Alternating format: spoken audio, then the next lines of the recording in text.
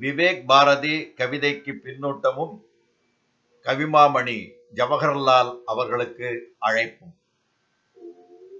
திமிர்ந்த ஞான செருக்குடன் தீரம் கொண்டே நிற்கவும், நிமிர்ந்த நோக்கும் ஏற்றமும் நேரே உள்ளம் தேர்தலும், அமைந்த மரபில் புதுமையும் அறுதி ஒற்றைச் சாதியும் தமக்கு விருப்பம் என்றனன் சாதனைகள் ஆகவே.